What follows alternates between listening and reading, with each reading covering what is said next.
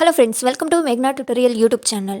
SSC, GD and ఎంటీఎస్లో general ఇంగ్లీష్కి సంబంధించి ఎలా ఫుల్ మార్క్స్ స్కోర్ చేయాలి అనేది సింపుల్గా ప్రతి కాన్సెప్ట్ని అయితే ఈ వీడియోలో ఎక్స్ప్లెయిన్ చేస్తున్నాను. సో ఇంగ్లీష్కి సంబంధించి ఎవరికైతే డౌట్ ఉందో అటువంటి అభ్యర్థులందరూ ఈ వీడియోని చివరి వరకు చూడండి. ఇందులో చెప్పే ప్రతి టిక్స్ అయితే మీకు నిజంగా ఎగ్జామ్లో యూజ్ అవుతాయి. అండ్ ఎవరైతే వీడియో చూస్తున్నారో ప్లీజ్ ఒక్క చిన్న లైక్ చేసి కొత్తగా ఎవరైనా చూస్తుంటే ఛానల్ని సబ్స్క్రైబ్ చేయండి. So SSC, GD and MTS and a ఎగ్జామ్లోనైనా ఇంగ్లీష్కి సంబంధించి ఆర్టికల్స్ రెండు అయితే పక్క 2 ఆర్ 3 మ్యాక్సిమం 2 క్వశ్చన్స్ అయితే వస్తాయండి. సో 25 క్వశ్చన్స్ ఉంటాయి కాబట్టి ఇంగ్లీష్ సెక్షన్కి సంబంధించి వాటిలో 2-3 క్వశ్చన్స్ రావచ్చు. అంతేకాకుండా ఈ క్వశ్చన్స్ పారాగ్రాఫ్ ఇచ్చి దాని కింద మనకు క్వశ్చన్స్ ఇస్తాడు. ఆ క్వశ్చన్స్లో కూడా మనకు article what is the fill in the blanks with article అని కూడా అడుగుతారు. సో ఆర్టికల్స్ నుండి అయితే 2 ఆర్ 3 క్వశ్చన్స్ రావడానికి అయితే ఛాన్స్ ఉంది కాబట్టి మిస్ చేయకుండా సింపుల్గా ఎలా ఆన్సర్ చేయాలనేది నేను సింపుల్ ట్రిక్స్తో చెప్తాను. సో వీడియోని అయితే చివరి వరకు చూడండి. ఫస్ట్ ఆఫ్ ఆల్ మనం ఆర్టికల్స్ని యూస్ చేయడానికైతే ఆర్టికల్స్ ఏంటి ఇక్కడ నేను మెన్షన్ చేస్తాను, ఏ, యాన్, ద. ఈ 3 మనకి ఇంగ్లీష్లో ఆర్టికల్స్ అనమాట.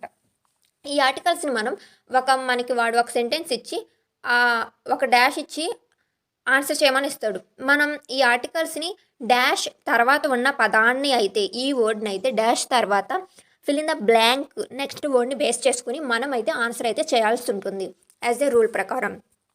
సో ఆ పదం అనేది అయితే ఏ సౌండ్ ఇస్తుంది దాన్ని బేస్ చేసుకుని మనమైతే ఆన్సర్ అనేది అయితే చేస్తాం.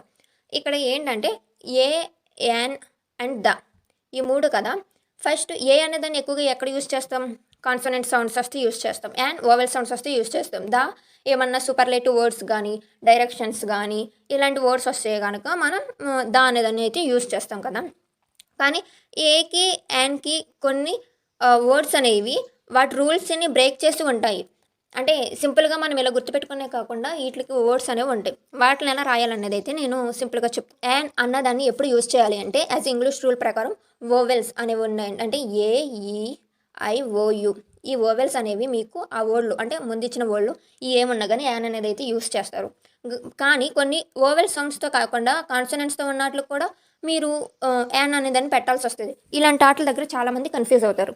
సో తెలుగులో ఆ నుండి అమ్, అహా వరకు ఈ సౌండ్స్ ఆ నుండి అమ్, అహా వరకు హచ్చులు తెలుగులో చెప్పాలంటే ఈ సౌండ్స్ అనేవి ఏ వర్డ్ ఇస్తుందో ఆ వర్డ్ ముందు మీరు యాన్ అనేది అయితే పెట్టేయచ్చు. సో నేను ఇప్పుడు సింపుల్గా చెప్తాను చూడండి. Dash Apple keep the daughter away. So ఇక్కడ ఓవెల్ సౌండ్ వచ్చింది యాపిల్. యాపిల్ని తెలుగులో ఎలా రాస్తామో నేను తెలుగులో చెప్తున్నాను. ఇప్పుడు నేను చెప్పిన తెలుగు రూల్కి గాను అలా చెప్తున్నాను. యాపిల్ తెలుగులో అంటే ఆ నుండి అమ్మహా ఆ ఉంటుంది కదా. సో అందుకనే కరెక్ట్ ఆన్సర్ యాన్. అంటే మీకు ఎక్కువగా ఓవెల్ సౌండ్ వస్తుంది కాబట్టి యాన్ అని పెడతారు. ఆ రూల్ కరెక్టే, కొన్నాటికి వర్కౌట్ అవ్వదు కదా. అలాంటప్పటికి నేను తెలుగులో చెప్పిన రూల్ అనేది మీకు పక్కా వర్కౌట్ అయ్యిద్ది. He is dash honest man.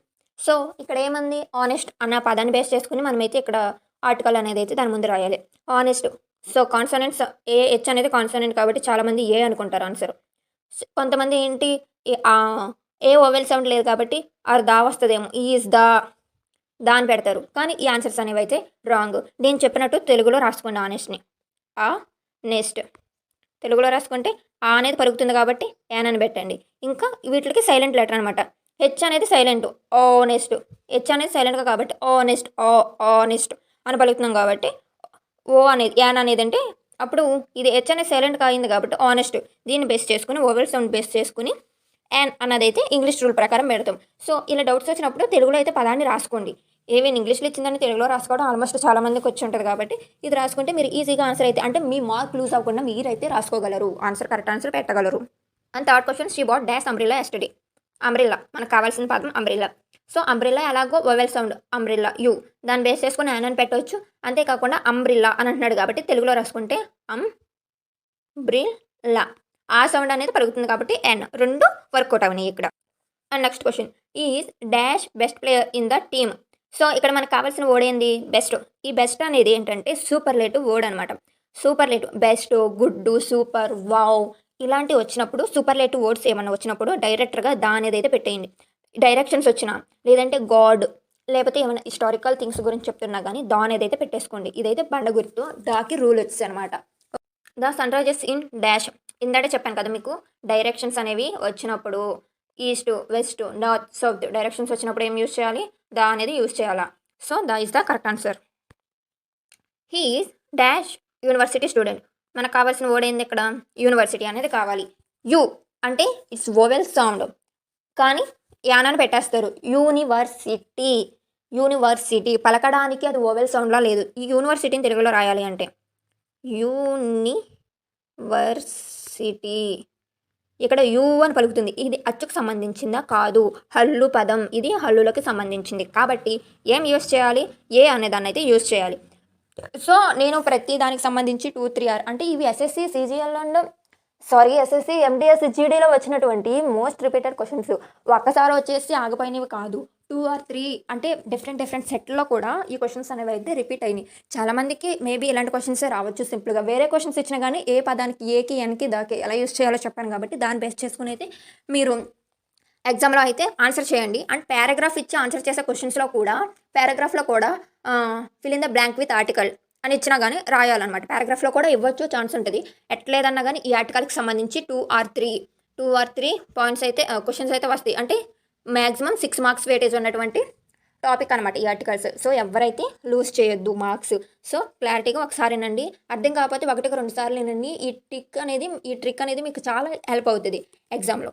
So ఈ ఇంగ్లీష్ సెక్షన్లో 1 వర్డ్కి సంబంధించి క్వశ్చన్స్ అయితే పక్కా పడితే ఒక్కొక్క దాంట్లో 1 ఆర్ 2 క్వశ్చన్స్ కూడా రావచ్చు. బట్ ఒక క్వశ్చన్ అయితే పక్కా వస్తుంది ఈ 1 వర్డ్ సబ్స్టిట్యూషన్స్లో. ఇక్కడ బాగా most repeated and most expected అంటే రావడానికి ఛాన్స్ ఉన్న క్వశ్చన్స్ అయితే ఎక్స్ప్లెయిన్ చేస్తాను. అండ్ నేను ఈ వీడియో అయిపోయిన తర్వాత నెక్స్ట్ వీడియోలో సెట్ ఆఫ్ అంటే ఒక 20-25+ అలా 1 వర్డ్ సబ్స్టిట్యూషన్స్ అనేవి నేను అప్లోడ్ చేస్తాను. వాటిలో చూడండి. సో ఎగ్జామ్కి వెళ్ళే ముందే కానీ ఒక 2 డేస్ ముందు కానీ ఈ వీడియో చూసినా కానీ అవి ఒకసారి చూసుకుని అయితే గుర్తుంటాయి. సో సింపుల్గా గుర్తుపెట్టుకోవడం అనేది ఇక్కడ main task. First of all question విషయానికి వస్తే a person who cannot read and write అంటే చదవడం రాయడం రాని వ్యక్తి. అంటే మనకి ఈజీగా అర్థం అవడానికి కోసమని ఇక్కడ నేను తెలుగులో కూడా అయితే టెక్స్ట్ పెట్టాను. సో ఈజీగా ఉంటుంది. అంటే మనకి అసలు అది ఏంటి సెంటెన్స్ దేనికన్నది మనకి క్లియర్గా అర్థమవుతే ఆప్షన్స్ని తెలియకపోతే ఆప్షన్స్లో దేనికి సూటబుల్గా ఉందో అనేది అయితే చూసి పెట్టొచ్చు. దానికోసం అయితే ఇచ్చాను. అంటే ఇక్కడ ఏంటి చదవడం రాయడం రాని వ్యక్తిని ఏమంటారు? Illiterate. Option C is the correct answer. అంటే ఎవరైతే చదువుకోలేదో వాళ్ళకి చదవడం రాదు, రాయడం కూడా రాదు. ఇక్కడ కెనాట్ అన్నాడు కాబట్టి ఇప్పుడు నాట్ తీసేసి కెన్ అన్నాడు అనుకో, ఆన్సర్ ఏ లిటరేచర్. అంటే చదువుకున్న వ్యక్తికి చదవడం వచ్చు, రాయడం వచ్చు కాబట్టి. సో అర్థమైంది కదా. One who loves his country. దేశాన్ని ప్రేమించే వ్యక్తి. ఆన్సర్ వచ్చేసి పెట్రాయిట్. అంటే దేశాన్ని ప్రేమించే వ్యక్తిని ఏమంటారంటే పెట్రాయిట్ అని అయితే పిలుస్తారు. ఇక్కడ person who speak many languages అంటే చాలా భాషలు మాట్లాడే వ్యక్తిని ఏమంటారంటే answer A is correct answer. Linguist. Singer అంటే పాటలు పాడేవాళ్ళు, రైటర్ అంటే రచయితలని, స్పీకర్ అంటే మాట్లాడే వాళ్ళని అని అంటారు. సో అంటే ఇక్కడ ఏంటి ఈ ఆన్సర్స్ అనేవి మనకి నార్మల్గా తెలుసు, కానీ ఈ లింగ్విస్ట్ అనేది డిఫరెంట్గా ఉంది కదా, ఇదే ఆన్సర్ అవ్వచ్చు. ఈ టైప్లో కూడా క్వశ్చన్స్ ఇస్తాడు. ఇప్పుడు ఎగ్జామ్ పాయింట్ ఆఫ్ వ్యూలో మనకి తెలియదు అనుకో, ఆప్షన్లో ఉన్న ఆన్సర్ మీనింగ్ మనకు తెలిసి మనకి ఇంకా తెలియదు ఏమన్నా ఉంటే అవి కూడా పెట్టవచ్చు. అవి కూడా 70% అయితే కరెక్ట్ అవుతాయి ఎగ్జామ్ పాయింట్ అంటే మనం అజ్యూమ్ చేసుకొని పెట్టినప్పుడు. అలాగా దానికి కూడా అయితే ఛాన్స్ ఉంది. One who looks on the bright side అంటే సానుకూలంగా ఆలోచించే వ్యక్తి. సో కరెక్ట్ ఆన్సర్ వచ్చేసి ఆప్టిమిస్ట్. ఆప్టిమిస్ట్ అంటే పాజిటివ్గా ఆలోచించే వ్యక్తిని కూడా ఆప్టిమిస్ట్ అని అయితే పిలుస్తారు. ఇక్కడ బ్రైట్ సైడ్ అని ఉంది కదా, హూ థింక్స్ పాజిటివిటీ అలా అడిగినా కానీ ఆప్టిమిస్ట్. దాని ఆన్సర్ వచ్చేసి అయితే a place where books are kept అంటే పుస్తకాలు ఉంచే స్థలం. Answer B is correct answer library. ఇవన్నీ ఎస్ఎస్సి, జీడీ అండ్ ఎంటీఎస్లో వచ్చినటువంటి క్వశ్చన్స్. ఇవి ఒక్కసారి కాకుండా 2-3 టైమ్స్ అయితే రిపీట్ అయినాయి ఈ క్వశ్చన్స్ అన్ని. సో రిపీట్ అయిన క్వశ్చన్స్ మళ్ళీ రావడానికి ఛాన్స్ ఉంటుంది కాబట్టి వీటిలన్నిటిని అయితే మీరు చివరి వరకు చూడండి. హూ బ్రేక్స్ ద లా అంటే చట్టాన్ని ఉల్లంఘించే వ్యక్తి ఎవరు? క్రిమినల్సే కదా చట్టాన్ని ఉల్లంఘిస్తారు. Life history written by oneself అంటే తన జీవిత చరిత్రను తనే రాసుకునే దాన్ని ఏమంటారంటే ఆటోబయోగ్రఫీ. మన జీవిత చరిత్రను వేరే వ్యక్తి ఎవరైనా రాస్తే దాన్ని బయోగ్రఫీ అని అంటారు. Person who hates mankind అంటే మనుషులను ద్వేషించే వ్యక్తి. సో దీని ఆన్సర్ వచ్చేసి మిస్ యాంథ్రోపో అంటే యాంథ్రోపాలజీ అని ఒక సబ్జెక్ట్ ఉంటుంది కదా. యాంథ్రోపాలజీ అంటే ఏంటి? మనుషులను అధ్యయనం చేసే శాస్త్రం. సో మిస్ యాంథ్రోపో అంటే ఏంటి అంటే మనుషులకు వ్యతిరేకంగా కదా, అందుకని మనుషులను ద్వేషించేటువంటి వ్యక్తి. ఈ సబ్జెక్ట్ పేరు తెలిసినా కానీ మనం ఆన్సర్ చేయొచ్చు ఈ క్వశ్చన్స్కి. One who is all powerful అన్ని శక్తులు కలిగిన వాడు. సో ఆన్సర్ వచ్చేసి ఓమ్నిపొటెంట్. సో ఎక్కువ శక్తులు అన్ని శక్తులు కలిగిన వాడు అంటే సూపర్మెన్స్. వాళ్ళని ఏమని పిలుస్తారంటే ఓమ్నిపొటెంట్ అని అయితే పిలుస్తారు. Study of plants. సో వృక్షాల అధ్యయనం, ప్లాంట్స్ని అధ్యయనం చేసేదాన్ని ఏమంటారంటే బాటనీ. ఆన్సర్ వచ్చేసి వీటి గురించి కూడా అయితే క్వశ్చన్స్ అనేవి రిపీట్ అవ్వచ్చు.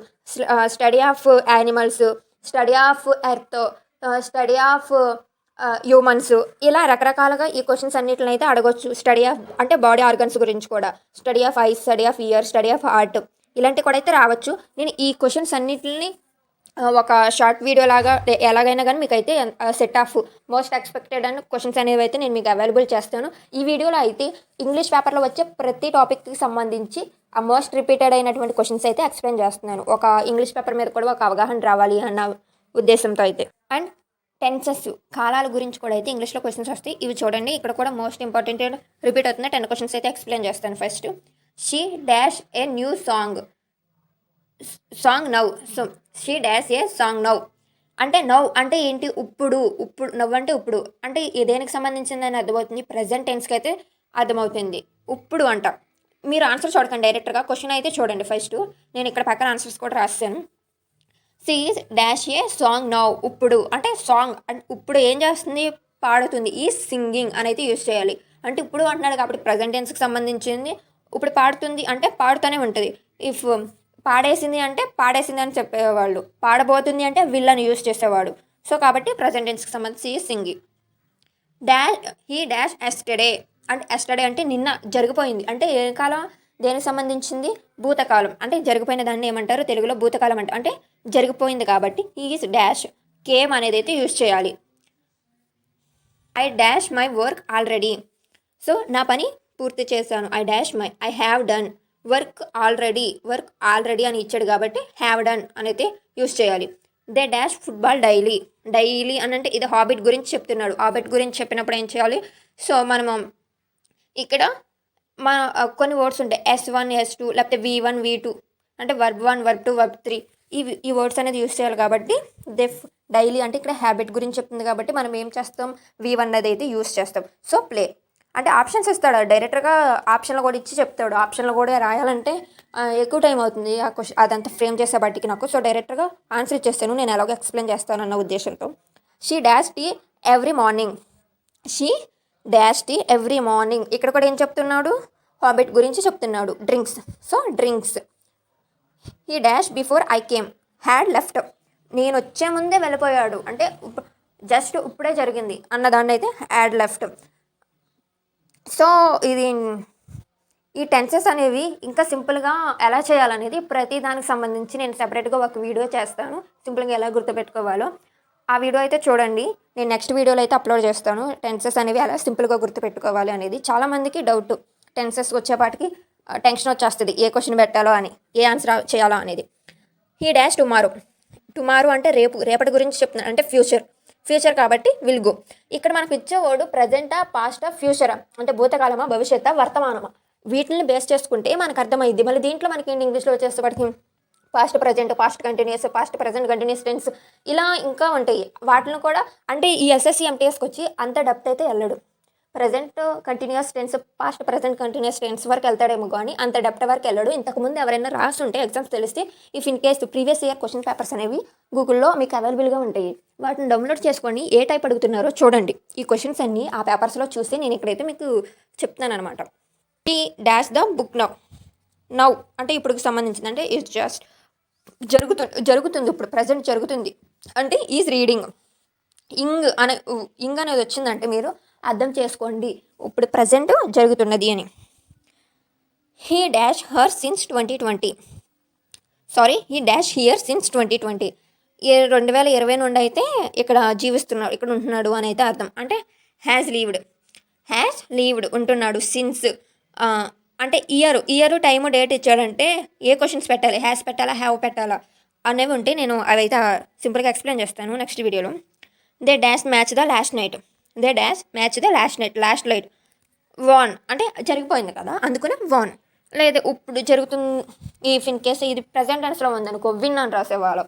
సో అదే అనమాట. ఫస్ట్ మీకు టెన్సెస్ అనేవి రావాలి అంటే verb forms V1 V2 V3 వీటిని ఎక్కడ ఏ టెన్స్లో ఏ టైంలో యూస్ చేయాలో అనేది అయితే ప్రాపర్గా తెలియాలి. దాన్ని ఎలా గుర్తుపెట్టుకోవాలని సింగిల్ లైన్ కోడ్తో సింపుల్గా నేనైతే ఎక్స్ప్లెయిన్ చేస్తాను నెక్స్ట్ వీడియోలో చూడండి. So active and passive voice అనేవి కూడా ఎగ్జామ్లో వచ్చేటువంటి వన్ ఆఫ్ ద పార్ట్ అనమాట ఇంగ్లీష్కి సంబంధించి. అవి కూడా ఎక్స్ప్లెయిన్ చేస్తాను. అంటే తెలుగులో చూసుకుంటే ప్రత్యక్ష పదం, పరోక్ష వాక్యం అని అయితే పిలుస్తారు. అంటే ఇంకా నేను అర్థమయ్యేలా చెప్పాలి అని అంటే తెలుగులో ఒక పదాన్ని యతిమాతంగా ఇస్తాడు, దాన్ని ప్రాపర్గా రాయాలి. ఇప్పుడు అంటే నేను అన్నం తిన్నాను అన్నదేంటి నార్మల్గా చెప్పడం ప్రాపర్గా ఉంది, అది యాక్టివ్ వాయిస్లో అయితే ఉంది. తిన్నాను నేను అన్నం అర్థం ఉందా పదానికి అంటే ప్రాపర్ సెంటెన్స్ అయితే లేదు కదా. ఇలాంటి వాటిని తిక్మక్ పదాలు అంటారు. తెలుగులో అయితే ప్రత్యక్ష వాక్యం, పరోక్ష వాక్యం అంటారు. అవి మనకు తెలిస్తే, సింపుల్ గ్రామర్ తెలిస్తే మనమైతే చేయగలం దీన్ని. ఫస్ట్ క్వశ్చన్ చూస్తే, he writes A letter. So ఇక్కడ ఏంటి, యాక్టివ్ వాయిస్లో అయితే ఇచ్చాడు. ఇక్కడ answer, A letter is written by him. A letter అంటే సింపుల్గా గుర్తుపెట్టుకోవాలంటే లాస్ట్ ఉన్న సెంటెన్స్, లాస్ట్ ఉన్న వాక్యం అనేది ఫస్ట్ వస్తుంది. లెటర్ ఈజ్ సెంటెన్స్, ఇక్కడ ఫస్ట్ ఉన్న సెంటెన్స్ అంటే లాస్ట్ వస్తుంది. అది కూడా ఏదంటే V3 ఫామ్లో అయితే రాస్తాడు. ఇక్కడ హీ అంటున్నాడు కాబట్టి హిమ్ అంటున్నాం. సో ఓకేనా, ఆ విధంగా. తర్వాత she cooked food. Food was cooked by her. Cooked అంటే వండేసింది కాబట్టి వజ్ అనేది అయితే యూజ్ చేసాము. సి రైట్స్ అంటే రాస్తున్నాడు కాబట్టి ఈ అనేది అయితే యూజ్ చేసాం. ఇక్కడ టెన్స్ అనేది అయితే మారదు, టెన్స్ అనేది అయితే మారదు, గుర్తుపెట్టుకోండి. He eats a mango. A mango is eaten by him. They play cricket. Cricket is playing by them. He broke the glass. The glass was broken by him. She cleans the room.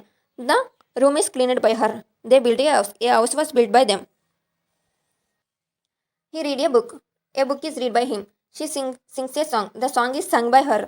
He open the door. The door was open by him. So ఇక్కడ ఏ sentence అనేది మీరు చూసినా కానీ ఫస్ట్ది ఏంటి లాస్ట్కి వెళ్తుంది, లాస్ట్ది ఏంటి ఫస్ట్కి వస్తుంది అనమాట. ఇవి మాత్రం చాలా ఇంపార్టెంట్, గుర్తుపెట్టుకోండి. అండ్ టెన్స్ అనేది అయితే మారదు. టెన్స్, ఇడియమ్స్ అండ్ ఫ్రేసెస్ ఇవి కూడా అయితే చాలా అంటే చాలా ఇంపార్టెంట్. ఇడియమ్స్ అండ్ ఫ్రేసెస్ అనేవి ఇక్కడ ఎక్స్ప్లెయిన్ చేస్తుంది.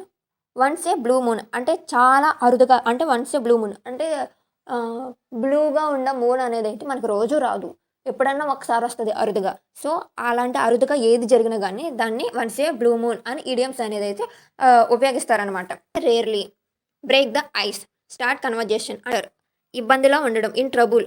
ఇన్ ట్రబుల్ అంటే హాట్ వాటర్ అంటే వేడి, వేడిగా ఉన్న చాటున మనం ఎక్కువసేపు ఉండలేం కదా, ఇన్ ట్రబుల్ అనమాట. So at the 11th hour అంటే 11th అవర్, మన గడియారంలో 11th అవర్తో అయితే ఎండ్ అయ్యిద్ది. అంటే హాఫ్ డే అనేది ఎండ్ అయ్యి అక్కడ నుండి అయితే మళ్ళీ స్టార్ట్ అయ్యిద్ది హాఫ్ డే అనేది. సో అంటే లాస్ట్ మూమెంట్ అనే అర్థం. అలాంటి విషయాల్లో అయితే ఉపయోగిస్తారు. యాపిల్స్ ఆఫ్ వన్స్ ఐస్ అంటే యాపిల్స్ ఆఫ్ వన్ ఐస్ అంటే very dear. Hit the nail on the head. Hit the nail on the head అనేది అంటే ముక్కుసూటిగా చెప్పడం. సే ఎగ్జాక్ట్ థింగ్ అంటే ఖచ్చితంగా చెప్పడం అనమాట. సో పీస్ ఆఫ్ కేక్ అంటే చాలా సులువు, వెరీ ఈజీ అన్నదైతే ఇడియం ఇక్కడ. అండర్ ద వెదర్ అంటే అండర్ ద వెదర్ అంటే సిక్, అనారోగ్యంగా ఉన్నారు అంటే దానికి ఎటువంటి పదాన్ని యూజ్ చేస్తారంటే సిక్. వన్ కుడ్ నైన్ అంటే చాలా ఆనందంగా. వన్ కుడ్ నైన్ అంటే చాలా ఆనందంగా అంటే వెరీ హ్యాపీ, చాలా ఆనందంగా ఉంటే వెరీ హ్యాపీ అనే ఇడియంని అయితే యూజ్ చేస్తారు. Burn the mid night oil. Burn the mid night oil అంటే రాత్రి వరకు చదవడం. స్టడీ లేటు అంటే లేట్గా చదవడం అంటే ఎక్కువసేపు చదవడం అంటే రాత్రి వరకు చదవడం అనమాట. వొకాబులరీ కూడా చాలా ఇంపార్టెంట్. యాంటానిమస్, సినానిమస్ అండ్ వొకాబులరీ ఈ మూడు లేకుండా ఏ క్వశ్చన్ పేపర్ ఉండదు. సో వొకాబులరీ అంటే ఎగ్జాక్ట్గా అంటే దాని మీనింగ్, పదజాలం తెలుగులో చెప్పుకోవాలంటే. ఇక్కడ హానెస్ట్ అని ఉంది అంటే వాడు హానెస్ట్ అని ఇచ్చి కింద మీకు ఆప్షన్స్ అయితే ఇస్తాడు. దాంట్లో one of the correct answer అయితే మీకు ఇస్తాడు అనమాట. 4 ఆర్ట్లో one of the correct answer అయితే మీకు ఇస్తాడు. నేను డైరెక్ట్గా మీనింగ్ అయితే చెప్తున్నాను. హానెస్ట్ అంటే ట్రూత్ఫుల్, నిజాయితీగా ఉన్న వాళ్ళని కదా హానెస్ట్ పర్సన్స్ అంటారు. అండ్ సెకండ్ లేజీ అంటే సోమరితనంగా లేజీగా ఉంటారు చూడు, వాళ్ళని ఐడల్ అంటారు. సో బ్రేవ్ అంటే ధైర్యం గలవాడిని అంటే ఫియర్లెస్ అంటే పిరికివాడు కాని వాళ్ళని. వీక్ అంటే నా బలహీనుడు అంటే నాట్ స్ట్రాంగ్ దాని అర్థం. బిగిన్ అంటే స్టార్ట్, ప్రారంభించడం. ఎండ్ ఏంటంటే ఫినిష్ అయిన, ముగింపు. బై అంటే పర్చేస్, బై అంటే కొనుగోలు చేయడం, పర్చేస్ అన్న దాని మీనింగ్ అది. హెల్ప్ సహాయం చేయడం. అసిస్ట్ అనేదాన్ని హెల్ప్ అనే బదులు అసిస్ట్ అని కూడా యూజ్ చేయవచ్చు, దాని అర్థమైతే అది. అట్ అంటే బాధ కలిగించడం, నొప్పి, పెయిన్. అట్ అంటే పెయిన్. లుక్ అంటే చూడడం కదా, దానికి అర్థం see. So fill in the blanks ఇవి కూడా ఇంపార్టెంట్, ఇవి కూడా చూడండి. ఈస్ గుడ్ డాష్ మ్యాథ్స్, దేంట్లో గణితంలో మంచివాడు అన్నప్పుడు ఎట్ యూజ్ చేయండి. She went dash to school అంటే టు వెళ్తుంది అన్నప్పుడు టు యూజ్ చేయాలి. I am found dash music, found of music. He lives dash India, నివసిస్తున్నాడు భారతదేశంలో. సో అలాంటప్పుడు she sat dash the chair, sat అంటే కూర్చుంది. ఆన్ అంటే దేని మీద కుర్చీ మీద అయితే కూర్చుంది, so on. The train arrived dash time, on the time. He was absent dash Monday, on Monday ఆ మండే రోజున అయితే తను ఆబ్సెంట్ అయ్యాడని. She is dash afraid dash dog, afraid of. She work dash night, at night వరకు, at night. Dash you, of you, your proud of you అని use చేస్తాం కదా, నీ వలన అని. So of. And error spotting అనేది కూడా చాలా ఇంపార్టెంట్. అడుగుతాడు అంటే ఒక సెంటెన్స్ ఇచ్చేసి ఆ సెంటెన్స్లో తప్పులు ఉన్నాయి, ఏ వర్డ్లో తప్పు ఉంది లేకపోతే సెంటెన్స్ తప్పు అన్నది అయితే వెనకమంటాడు మనల్ని. వాడు ఆప్షన్స్ ఇస్తాడు, ఇక్కడ నేనైతే ఆప్షన్స్ రాశాను. సో చూడండి, she do not like coffee అంటే ఈ వాక్యంలో తప్పు ఎక్కడ ఉందని అయితే అడగమంటున్నాడు. డూ నాట్ లైక్ అనైతే యూజ్ చేయకూడదు, షీ డస్ నాట్ లైక్ అన్నదైతే యూజ్ చేయాలి. సో తప్పు అడిగాడు కాబట్టి ఏ వర్డ్ తప్పు అంటే కరెక్ట్గా ఏంటి వర్డ్ ఏంటి, she does not like. Does not అంటే డూ అని యూజ్ చేశాడు కాబట్టి ఇక్కడ మనం డస్ అనేది అయితే రావాలి. ఇక్కడ తప్పు అడుగుతున్నాడు కాబట్టి డూ అనేది తప్పు అనేది పెట్టాలి. కరెక్ట్ ఆన్సర్ అనకూడదు, వాక్యంలో ఏ వర్డ్ అనేది తప్పు అన్నదైతే ఆన్సర్ చేయాలి, గుర్తుపెట్టుకోండి. Is elder then me, is elder then me దీంట్లో తప్పు అనేది అయితే వెనకాలి. సో ఎల్డర్ అనేది అయితే ఇక్కడ కరెక్ట్, ఈజ్ ఎల్డర్ దెన్ మీ అనేది అయితే ఇక్కడ ఎల్డర్ అనేది అయితే తప్పు అనమాట. ఏం యూజ్ చేయాలి అంటే ఈజ్ ఓల్డర్ దెన్ మీ అనేది అయితే యూజ్ చేయాలి. So a elder then me అన్నదైతే ఆ వర్డ్ సెంటెన్స్ అనేది అయితే తప్పు. Each of the boys are happy. So each of the boys are each of the boys are happy. Boys అని ఇచ్చాడు, మళ్ళీ ఆర్ అని అయితే యూజ్ చేయాల్సినటువంటి పని లేదు. ఈచ్ బదులు ఏం చేయాలంటే ఈజ్ అనేది అయితే యూజ్ చేయాలి. సో ఇక్కడ మనకి ఆప్షన్ డి అనేది ఆర్ అనేది అయితే రాంగ్. ఈ did not wrote a letter. So ఇక్కడ వ్రోట్ అనేది అయితే తప్పు, ఇక్కడ రైట్ అనేది అయితే రాయాలి. వర్డ్ మనకి సెంటెన్స్ అనేది ఏ ఫార్మేట్లో ఉందో చూసుకుని దాని ఈ did not right A letter అనేది అయితే కరెక్ట్, వ్రోట్ అనేది అయితే యూజ్ చేయకూడదు. She has completed her work yesterday. So answer వచ్చేసి కరెక్ట్, మిస్టేక్ ఎక్కడ ఉందంటే హ్యాస్ అనేది అయితే యూజ్ చేయకూడదు. సో యాజ్ అనేది అయితే రాంగ్.